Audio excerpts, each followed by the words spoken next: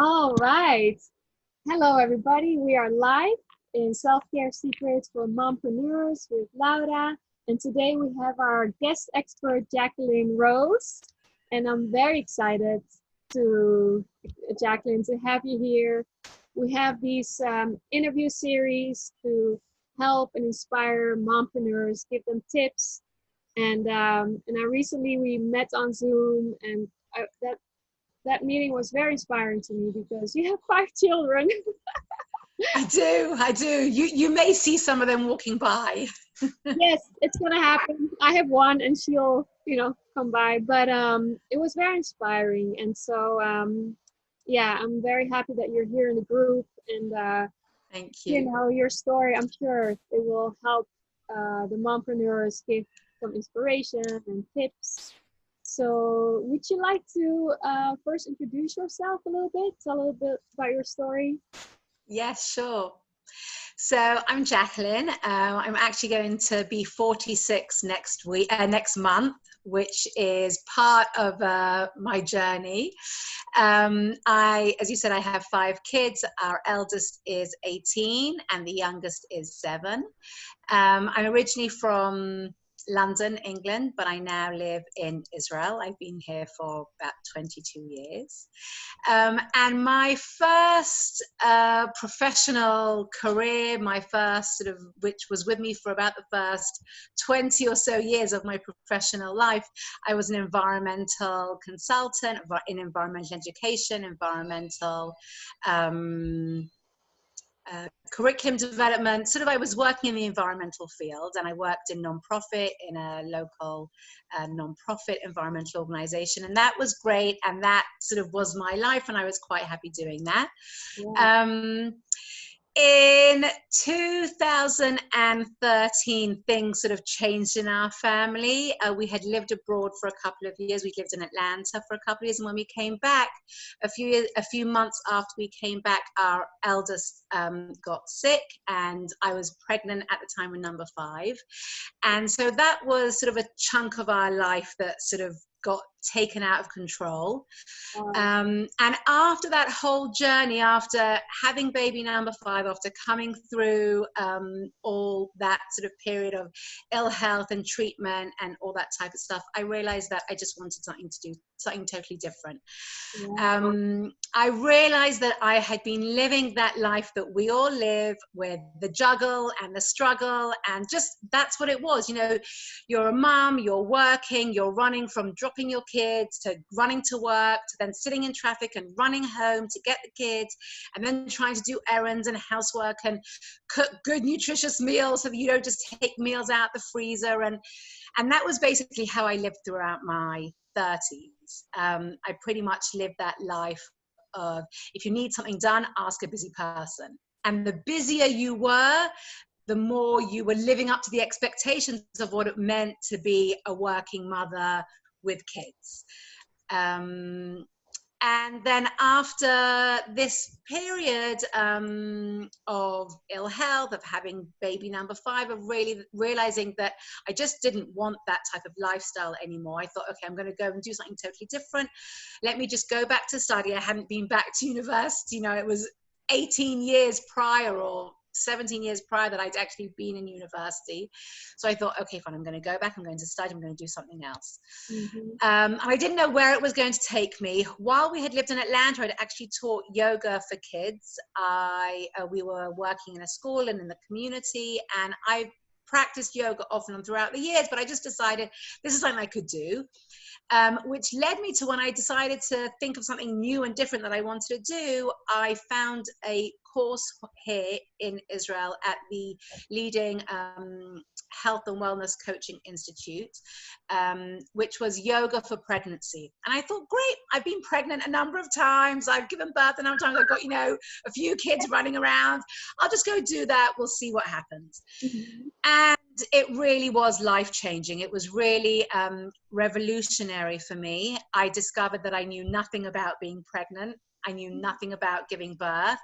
I knew nothing about understanding my body, how my body worked, connecting to my body.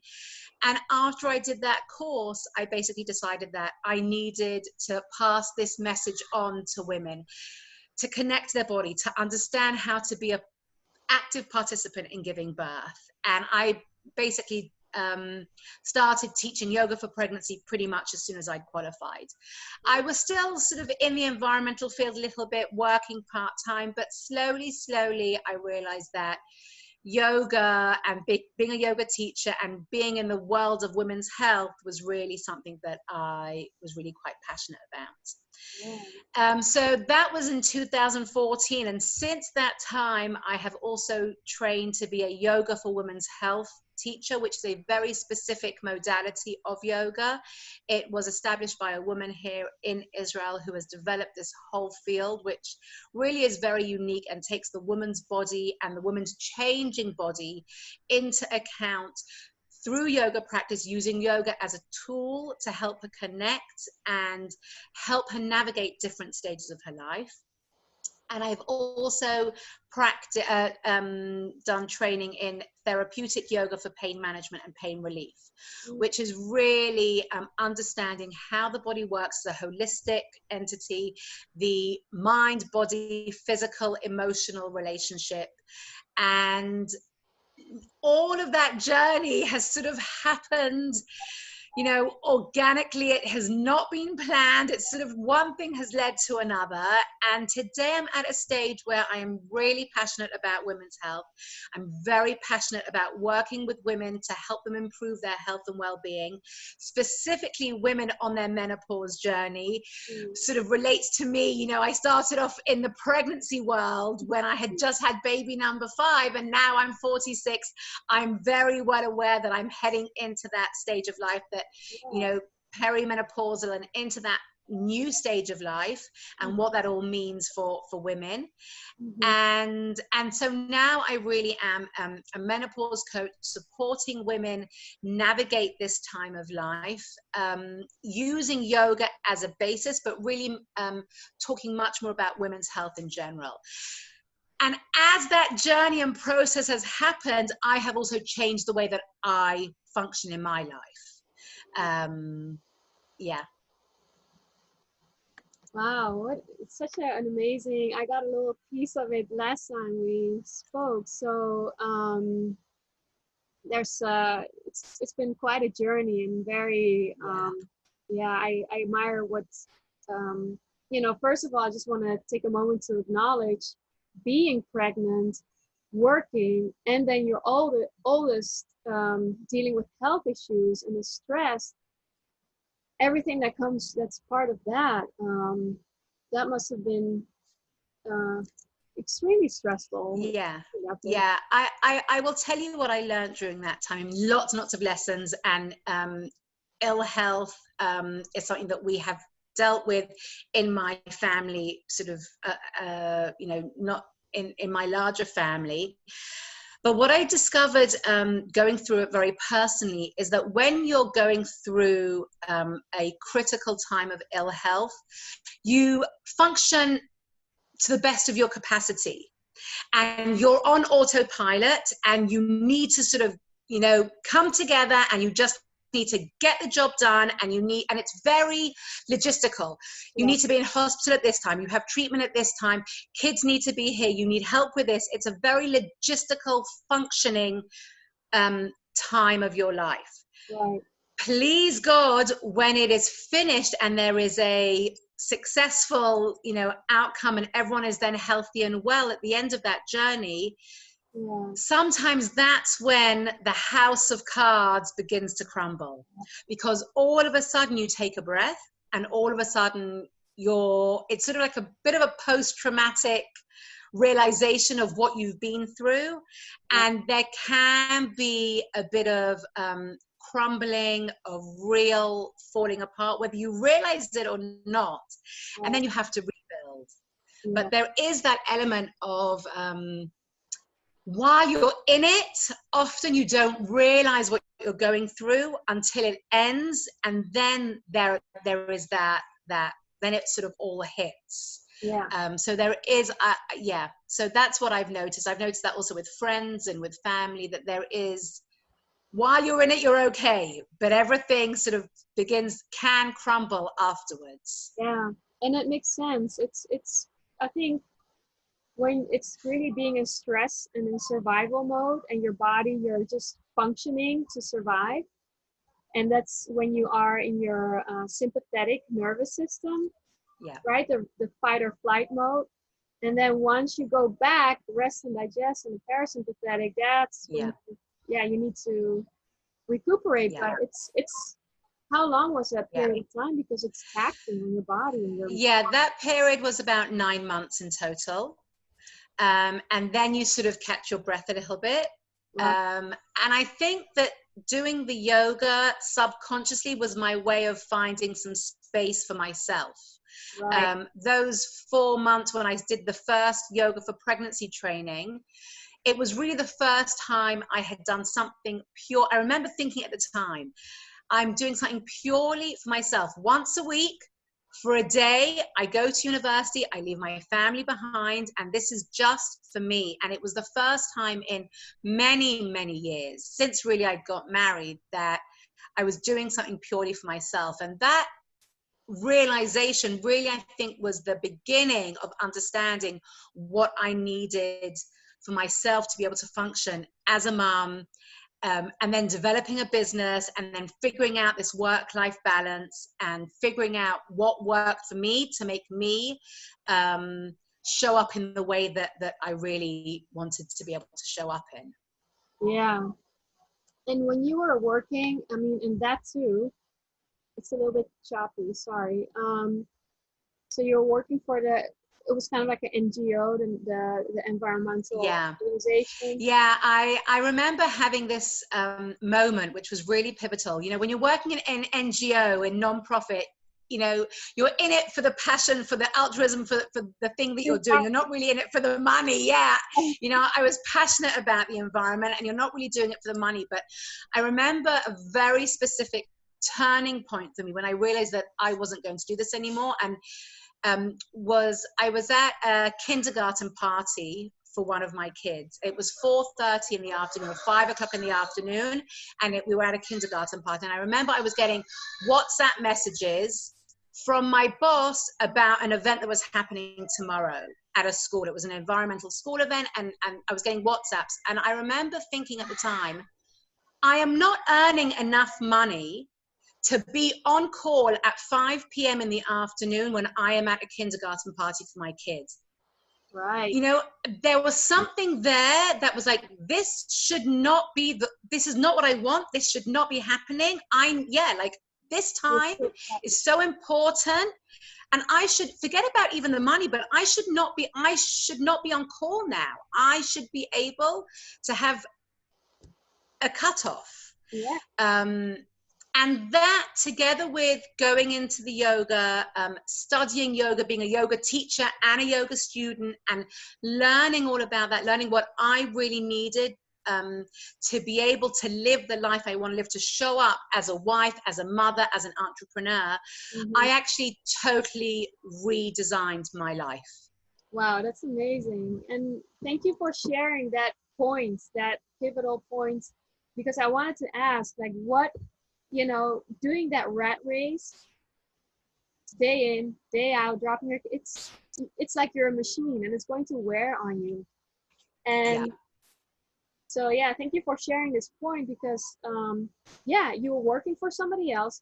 Okay, the environment, we love it, we care for it, we want it to be healthy. But there is a line. There is, at some point, you are a human being, you're a mother, and these are moments you want to get back. Yeah. Yeah.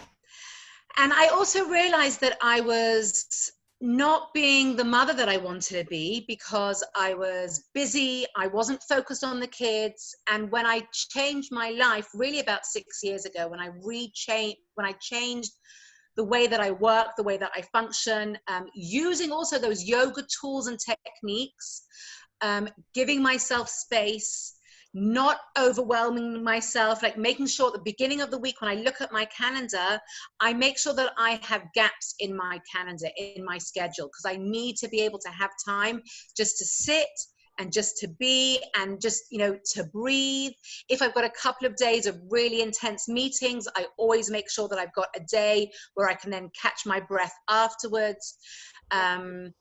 And also understanding, really importantly, a woman's cyclical cycle. Yes. Whether you're talking about a monthly cycle or a life cycle, different stages of your life, that you can function in different ways. And sometimes you're going to be showing up at 150% and you're all engines go. And sometimes you wake up and you need a little bit more quiet, a little bit more space. You need more thoughtful time, more introspection, and just being able to acknowledge those ebbs and flows, those natural cycles, and adapting to it, and not creating the expectations that you have to be running the whole time, full engine, full force, because that's not really, that's when we create burnout, stress. Yeah, so and yoga helped you become more aware of this? Yeah, the Yoga for Women's Health course that I did, that year program, really changed the way that I understood myself, my body, connecting to really what I wanted, what I needed, to understand how to create stability within instability, to create some type of grounding when within uncertainty, through yoga poses, and also through breath work, through creating space, all those different things, and really sort of, I think, creating that physical, understanding the physical, emotional connection, that body-mind connection. Yeah, right. Yeah, it's interconnected, the body and the mind. Oh no, I froze. Okay, yes. So two things. So yoga helped you become aware, and I heard you say you make that time, so you decide for yourself. Yeah. Which is also really important, because there's nobody going to be like, hey Jacqueline, I think you need a break. Your kids won't say that, your husband or your partner won't say that, right? So another so there are two very practical things that I put in place for myself. The first thing was, on a Saturday night or Sunday morning, I look at what my week ahead is. So I'm planning, I'm looking ahead, I'm planning, I'm realizing what my needs are, what my expectations are, when I have to show up and when I can have quiet time. And I need to make sure that I schedule, less busy days with more busy days. It's got to be, it can't just be full on the whole time. So that's the first thing. I really try and plan my week as much as I can to make sure that there is a balance there. And the second thing I did, and this was definitely much more prevalent pre-COVID corona pandemic time, which has sort of thrown everything for a loop, which I'll talk about in a second. But the other thing that I scheduled for myself, and this was, being an entrepreneur, you can do it. It is definitely something that I consciously did. There is always a price to be paid when you are an entrepreneur and when you want to create your own, your own schedule. But I basically decided from the time of 3:30 to 8:30, I was not going to work. When my kids came home at 3:30 until 8:30, I'm very, very fortunate and very lucky that I can go to work, later on the evenings. I'm able to have the focus, I have the energy. I'm a bit of a night owl, so I don't mind working 9, 10 o'clock at night. I don't mind sitting in front of my computer, doing interviews or writing or working, whatever it is I need to do. I'm lucky that I can function in those later hours, which has given me the opportunity to say that between the hours of 3:30 and 8:30, when my kids are around, I'm not working. If they're out at extracurricular activities, or if they're busy for half an hour, so maybe I'll jump on the computer, but I'm going to be available, because that is really when my kids need me. That is when I need to be around. That is my mummy time. And so that time became quite important and quite sacred for me to not work during those times, to be available for my kids during those times, and to work at all the other times. Right. So your non-negotiable block of time. Yeah. Yeah. So I sort of thought that I had created this really great work-life balance, family life, work life that worked for me.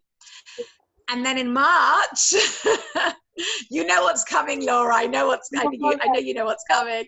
Oh yeah. Life basically got turned upside down for all of us. Yeah. And where I live, we basically went into lockdown for about 8 weeks or so. The kids were at home, and there was a very long stretch of time that I was functioning really, really all engines burning as mummy, as a teacher, because the kids were, you know, at home learning online or whatever, you know, homeschooled or whatever you want to call it. Yeah. I was the cook, I was the entertainment, I was the policeman, I was everything. And I realized, ranges as well. Not just pardon? and in different age ranges, 5 Yes. different, right? Yeah, 5 different age ranges, and my youngest is in first grade, and you can't expect a first grader to be able to learn online by themselves. Like, they're obviously going to need help. Yeah. My big kids were okay, but it was, and don't get me wrong, there was a lot of amazing things that happened during that time. You know, there definitely was, and it's not all bad. But if I'm looking at it about me personally, my personal experience of it was that I realized after about 6 weeks, I had this sort of epiphany that I actually had lost myself. That the life that I had carefully crafted to have my work hours, my family hours, my me time, everything that I had created in a very conscious, intentional way, Yeah. had basically been taken. And we were now living in this very intense 24/7. Everyone was at home, everyone had different needs. We were all trying to figure out, you know, like how to do it all. And I was showing up for everyone else and had no time to show up for myself. And my business hours were basically now crammed into about 2 or 3 hours late at night. And it was I will be very honest and authentic and tell you that it was a very, very challenging time for me personally. Absolutely. No, I don't want to discount that. I think well, yeah, I mean, I recognize for me it was also very challenging. I also had like, because as a mom, as an entrepreneur, you're constantly solving problems and you're constantly like working around everybody's schedule, and you know, and once you have your routine, it's good. And yeah, any little thing, it's a domino effect. And the last thing that goes, or the first thing that goes, is you. Your business and your self-care. And you know, people said to me, well, why don't you teach yoga online? My mom said to me, you know, go online, teach yoga online. You can't teach it in your classes anymore. Everyone's going online. Go teach yoga online. And there was some mindset block or some obstacle that was preventing me from doing that. And I actually realized after a while what it was. And I realized that I didn't have the headspace to even be able to give anything of myself to a class. I didn't have the headspace to even be able to get on the mat. Actually, at the beginning of our lockdown, I actually did do yoga. I did yoga with my kids, and I put it all online, and it was yoga with kids, together with kids, and we did it together, and it was a way of, you know, bringing my kids into my yoga practice. But at a certain point in time, I realized that I had lost my space. I had lost the space that I needed for myself, because it was taken up with giving to everyone else. And it was, I say it's the thing I didn't need Corona to teach me, because I realized that I had learned that hard lesson about finding space for yourself, breathing, you know, giving yourself that time, and structuring your day or your week in a way that you had space for all the different things you needed, all of a sudden it was lost. And I know there are so many women functioning in that space on a regular day. Right. You know, my Corona experience is so many women's normal day experience. Right. And it's given me an insight or a reminder that that's how I used to live. That was my life in my 30s. And now in my 40s, through my yoga teacher training, through my yoga courses, through my yoga practice, I've now learned a totally different way to live. Yeah, and you're more sensitive to, more aware of how that affects you physically. I'm so sorry. I need to, my puppy's eating a paper towel. Oh, go deal with him. It's, sorry, it's like having a child. Oh, totally. So yeah, and that is interesting that you recognize that you're living that life, but back then you didn't have yoga, so you're on automatic pilot and it's wearing on you, but you're almost numb to it, but it will catch up on you, of course. Yeah. You know, and no, I know very, very clearly when I don't practice yoga regularly, I shout more. There is a family joke that they can't believe I'm the one that became the yoga teacher, because I am highly energized. I shout. I am not the calmest of people, but I think that is why I went into yoga, because I realized I needed it for myself to create that balance and calm. And I see that when I don't practice yoga for a while, it throws me off balance. It really throws me off balance, and I show up in a very different way. Right. Yeah.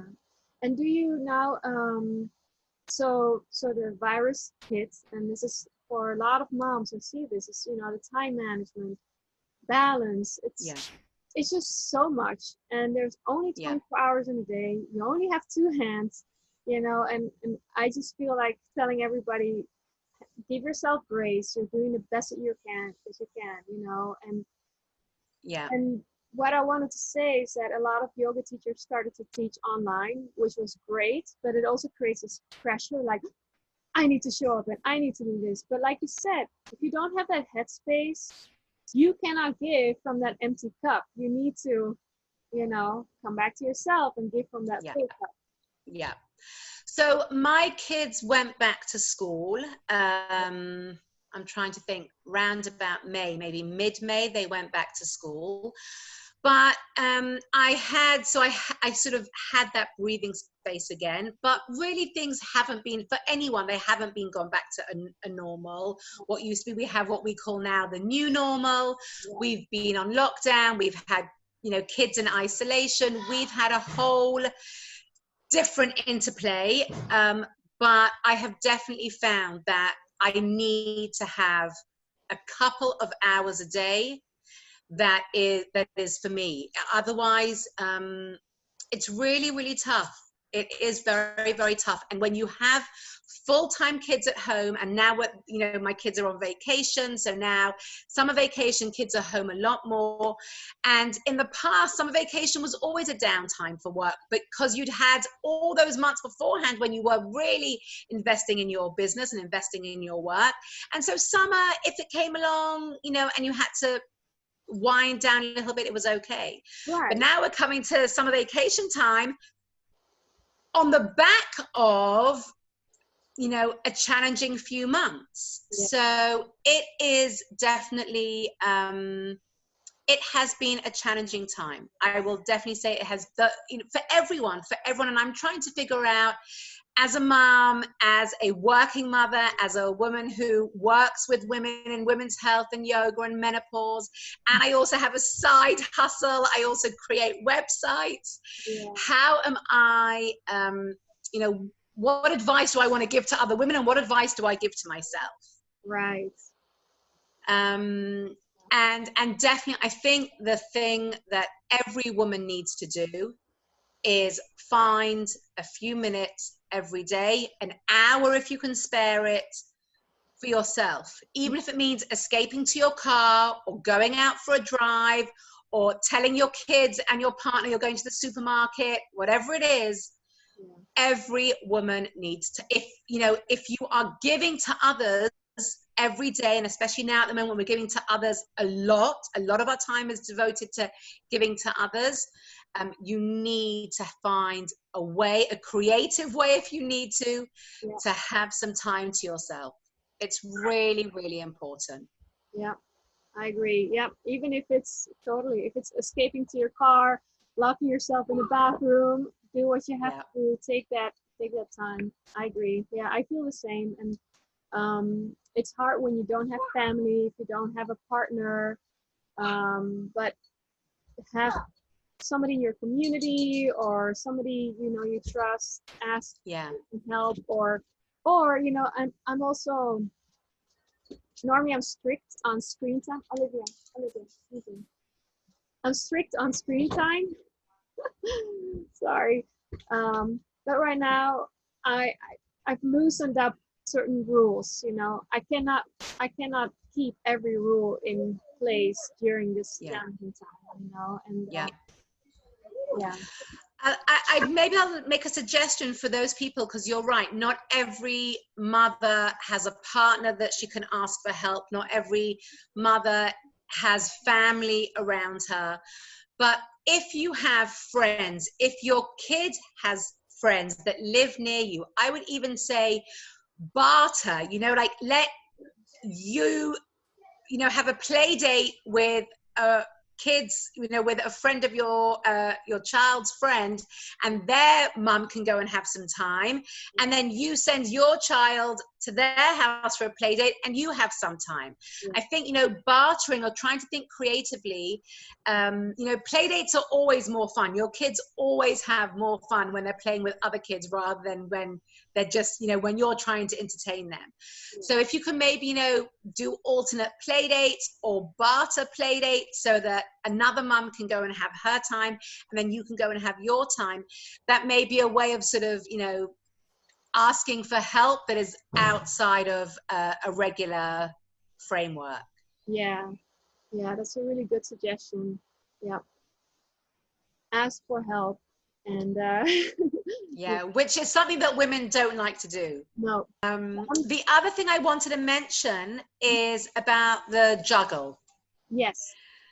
So one of the things that I do with women is really creating understanding and awareness about our hormones.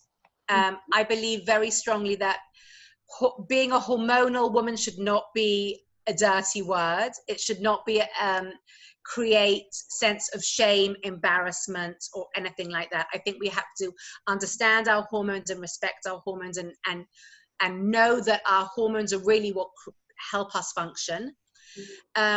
And the idea of juggling, this notion that women need to be doing everything all the time. We are working and we're looking after the kids and we're cooking and we're cleaning and we've got to have, Facebook perfect lives or Instagram filtered lives. Social media has definitely made that worse. But the idea that women are juggling all the things that we need to be doing, either juggling or other women use the word multitasking. So I honestly believe that is one of the curses of being a woman that we have imposed on ourselves, those expectations to multitask and the expectations to juggle. Yes. And I have understood over time that I prefer to say that a woman can do everything, just not in 24 hours. Right. Yeah. You can do everything over the course of a week, or you could do everything over the course of a month. But you should not have the expectation that you can do everything over the course of 24 hours. Mm-hmm. Good point. And yeah. And like you're saying, and on Instagram or on Facebook or on social media, it can all look, everything is instant and everything looks great. And it's very, it's hard to put sometimes in perspective, but such a good point you're bringing up. And the other thing I wanted to And you're already mentioning that our cycles and our hormones, which I completely agree, because I think we as women, we are very creative beings, and we can multitask. We can do a lot. You know, there's a lot of talents that we have. And I feel personally also my cycle is very tied to my creativity. So when I'm close to my period, for example, I feel more tired, and I now I'm planning everything around my cycle actually. Yeah. When I know Yeah, it's amazing. this is more like, you know, slow yoga for my personal routine, more rest, more sleeping, less of appointments, and then, you know, once that's over, I have the energy, sun is shining, I can do a million things in like one Yeah. day. It's crazy. And then Yeah. yeah. Yeah. So I talk about this when I discuss being a hormonal woman, that, as I said, the notion of working with your hormones is something that women feel is not really living up to the expectations of what it means to be a strong, powerful, independent woman. A strong, powerful, independent woman should be able to show up, is sometimes required to show up, regardless of what is going on inside her, regardless of what is going on in her body. Right. But that is when we start seeing ill health. It is when we start seeing a disconnect between mind, body. It is when we start denying who we really are as authentic feminine beings. Mhm. And I like to say, you know, your hormones, my hormones allowed me to have 5 children. My hormones, as you said, allow me sometimes to show up in the most creative ways possible. My hormones sometimes allow me to see things in a very different way. My hormones allow me to be intuitive. They allow me to listen and hear things. Mhm. Yes, sometimes my hormones also mean that I wake up in a really bad mood, and sometimes I just don't want to be with anyone else. And especially for women on their menopause journey, when hormones are really going all over the place and there is so much emotional turmoil, mood swings, anxiety, depression, all the physical symptoms that you experience that are all down to this natural hormonal change. Sometimes you feel that you're being betrayed as a woman, that, you know, what is going on here? Why is this happening? But I think that everything you've said is totally correct. And we really need to begin to work together with our hormones, respect them, understand them. The minute you understand your hormones, how they work and how they impact you, you can begin to work with the natural cycle. You can begin to work with the natural hormonal flow. So rather than sort of coming at it, you know, in a antagonistic or in a some type of you know, head to head with it, Yeah. you are able to work together with it. Right. Yeah. And also what you're saying about we have to, and it's very the masculine, and of course, you know, we have feminine and the masculine side within us as well, but the way companies run, the way things are run is very masculine. But at the same time, I see a lot of like very powerful women, you know, and Yeah. with a lot of beautiful gifts that social intelligence, emotional intelligence, not just one dimensional, but it's very, like you're saying, intuitive, listening, and in Yeah. tune with certain things. And those are our gifts. And I think it's beautiful that you're highlighting this, you know, to work with our hormones. Yeah. So I'm sure, I think we even discussed this, you've heard of Kate Northrup, who has written the book about working in sync with your hormones. I'm just trying to find actually the name of her book. I think it is here. Do Less is the name of her book. Kate Northrup is the daughter of Dr. Christiane Northrup, which really is the leader, the pioneer in changing the language around women's health. But Kate Northrup, who is her daughter, has a book called, I just found it here, Do Less, a revolutionary approach to time management for ambitious women. And that is all about working to your cycle. It's all about honoring the feminine. And I think, and I may get really, really attacked on Facebook for saying this, and I may get very attacked for all the comments that are going to come through on this. So I apologize.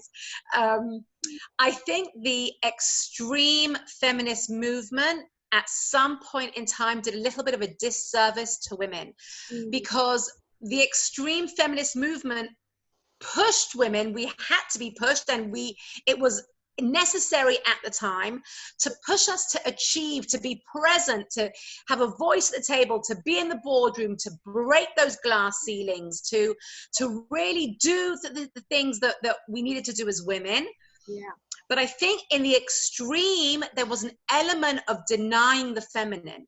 Right. That need to be like men, to achieve those things on parity and equality with men, which I'm totally in favor of.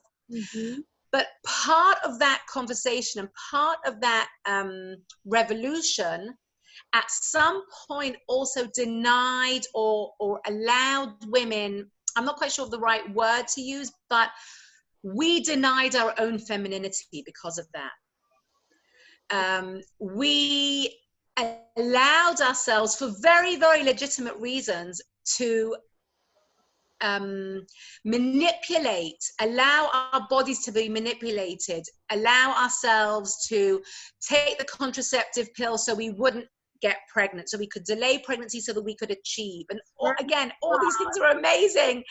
And I am definitely a product of strong, powerful women. My family is full of strong, powerful women who have pushed their own boundaries and have achieved amazing things. So I'm not saying that women should not strive. What I am saying is, when you do that at the on account of denying your femininity, we're going to pay the price somewhere along the line. Yeah. And I'm not saying that women shouldn't do whatever it is they want to do. And I'm not saying that women shouldn't be in the boardroom, and they, women should be, and they should be CEOs, and we should have, women presidents, and we should have women in top powerful positions.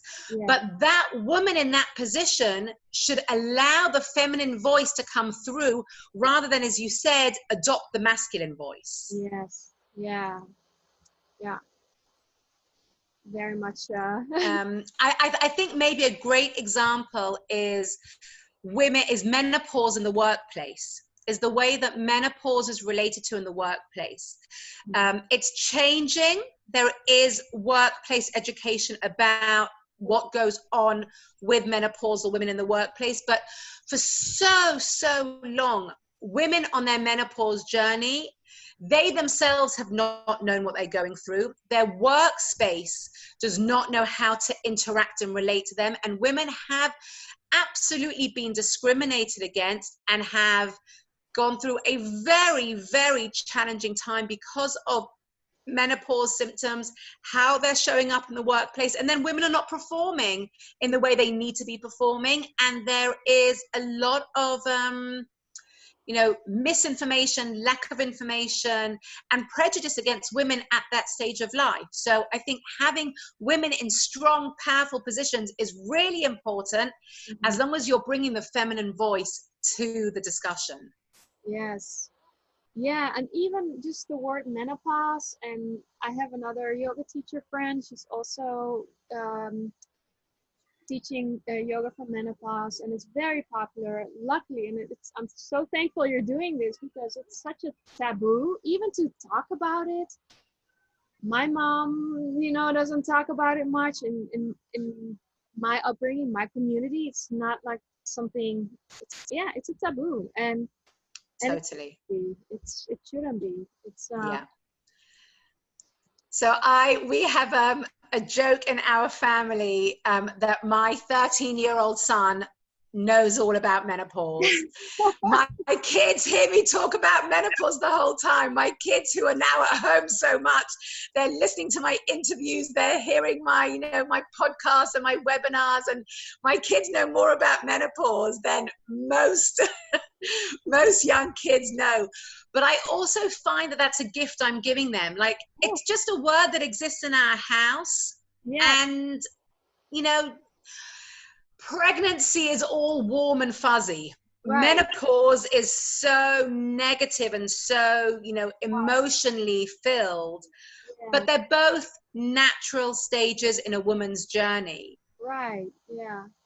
Yeah. I love that you're, and that will enrichen them. That will open them up to that, and in a way balance their feminine and masculinity in themselves. We Yeah. are, yeah, we do have both sides, some a little bit more, and yeah, so it's wonderful that it's a normal word in the household. Yes. Great. Yeah. It's actually very funny. I listen to a lot of podcasts, and I listen to a lot of, you know, women's health podcasts. And if I'm taking my kids, you know, to and from soccer or whatever it is we're going to, my kids always say to me, if, you know, we're doing carpool, they say to me, "Mummy, don't put on that podcast." They're like, like, if there are other kids in the car, they already warn me, please don't listen to that podcast while we've got friends in the car. Yeah. That's funny. But I was also just thinking of, it wasn't too long ago that even things like breast cancer was not a topic to be talked about. So there are still like a lot of taboos that we as women are still breaking through. And Yeah. um, Yeah, no, when it comes to women's health and women's health issues, there are still so many taboos. And I think women really only relate to their women's health when there is a problem. There is no, you know, like, you are having difficulty getting pregnant, so that's when you sort of relate to your body in a very negative way. You relate to your body, or you learn about your hormones when, you know, when you are pregnant, when you're trying to get pregnant. yeah. Menopause, you relate to your body because you've got symptoms, because you've got things that are not working for you. There's very much a negative disease relationship with women's health. And I really believe that for women to take control and be empowered to improve their health and well-being, there needs to be a whole change in approach as to how we relate to our women's health. Preventative, embracing it. How can I improve my health? Not because I have a problem, but because I want to be the best person I can be. And that whole conversation around women's health really revolves around the medical, the problem, so I need to fix it relationship, rather than a proactive, positive, empowering conversation. And in tune, yeah, in tune with yourself, because we are very intuitive. And I think we oftentimes we do know what's going on in our body if we just pause and connect with ourselves. Yeah. Yeah. Yeah, so I love this quote by Oprah Winfrey. I'm a big fan of Oprah Winfrey. She says that your body talks to you in whispers. She's not talking about health, she's talking about living an authentic life. But she says your body talks to you in whispers. And if you don't listen to the whispers, it talks to you in a louder way. And if you don't listen to the louder voice, it starts to shout. And if you don't listen to the shouts, eventually it will hit you over the head, because your body is always asking for you to listen to it. And if you don't listen to the whispers just get bigger and louder until something happens, whether it's an illness or a disease or a breaking point or some very big life-changing moment to make you sit up and pay attention. And we obviously don't want to reach that stage. We want to be able to listen to the whispers. We want to be able to really connect to our authentic voice. And that is something that Yoga for Women's Health, the modality of Yoga for Women's Health, really, really allows you to do. Yeah. Yeah. That's beautiful. I love that quote. Thank you for sharing. I'm just taking a look in the group to see, and I don't know, I don't see the live. But if you, for our mompreneurs watching right now, if you have any questions about anything women health or for Jacqueline, please drop it in the comments. And she is in our group, so she'll get back to you. And Yeah, I will see it all. yeah, and so to slowly start wrapping it up, um, you know, finding the balance as a mompreneur is to understand yourself, recognize the signs, and take that time, you know, to set your own boundaries, take that time for your self-care. And that is Yeah. also preventative, you know, for your women's health, for your well-being. Is there something? Yeah. Go ahead. Yeah, no, I want to say, I'm sure there are plenty of women listening that are thinking, well, that's great for you to say, but really my life is busy and crazy and it's just not realistic. Right. So I firstly want to say to you that I am exactly like you. I have 5 kids. I have a very busy family life. I have a very busy work life. I have chores and I have lots and lots of different things that are going on in my life. So I know what it means to live that busy life.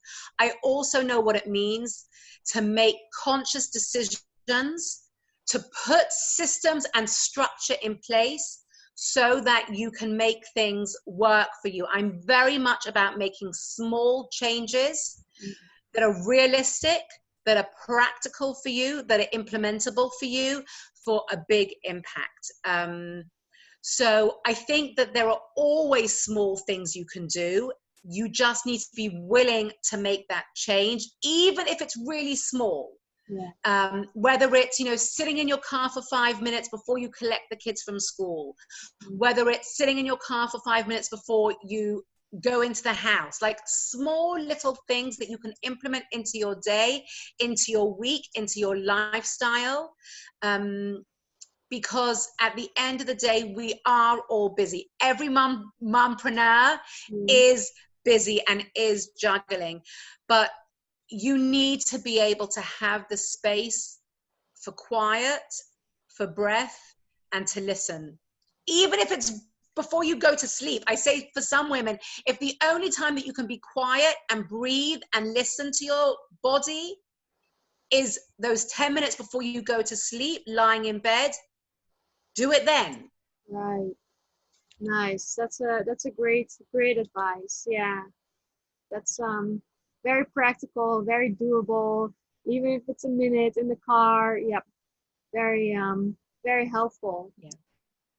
Thank you so much for this amazing interview. It was such a Thank you for the opportunity to speak to your audience and other mompreneurs. We all have to stick together and support each other. yes. Yeah, absolutely. And feel free to share if you have a freebie or something coming up. Yeah. Go ahead and let us know. Yes, so you can find me all over social media at the Yoga Room 120.